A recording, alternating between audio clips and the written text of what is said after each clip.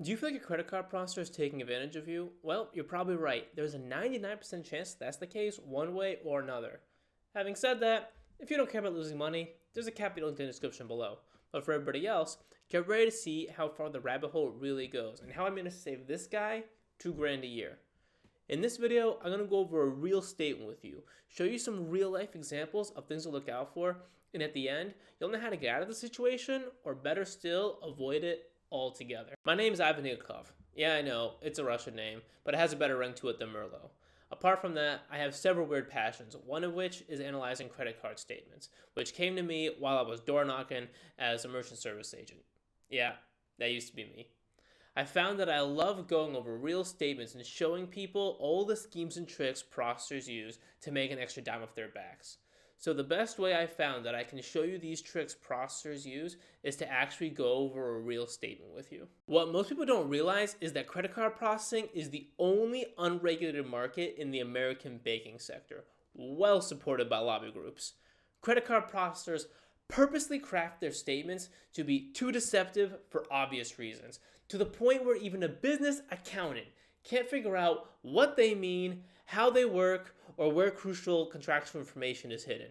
So let me not waste your time, and let's get to the statements. Today, we're going to be looking over a common scheme, something I call undisclosed rates.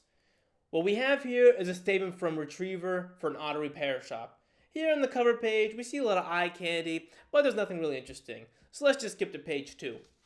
Now, on the second page, things start to look more scary and not very user-friendly. A lot of numbers that don't mean much, but embedded in all this is the steal. Now, let's zoom in to these 3 columns over here. As we can see here, Retriever was kind enough to show us the discount fees, but they left out the actual rate. In order to see this hidden information indicating to us what the processor is charging, we have to divide the discount fees by the sales volume. Now we start seeing these different percentages for each card brand. This is not something you want. An average discount rate will give us a clearer view on how much Retriever is overcharging. If we divide the total discount fee by the total sales volume, we'll get the business's average rate, which in this case is 0.51%. Now for a sales volume of this size, a good rate would be around 0.2 to 0.3%. You know what that means? Just by fixing this one problem, we just saved this good man $2 grand a year. So here's something for you to take away from this video. Make sure your discount rate is the same for all card brands. If it's not the same, then it's because there's a financial incentive for the processor to charge you more on specific cards.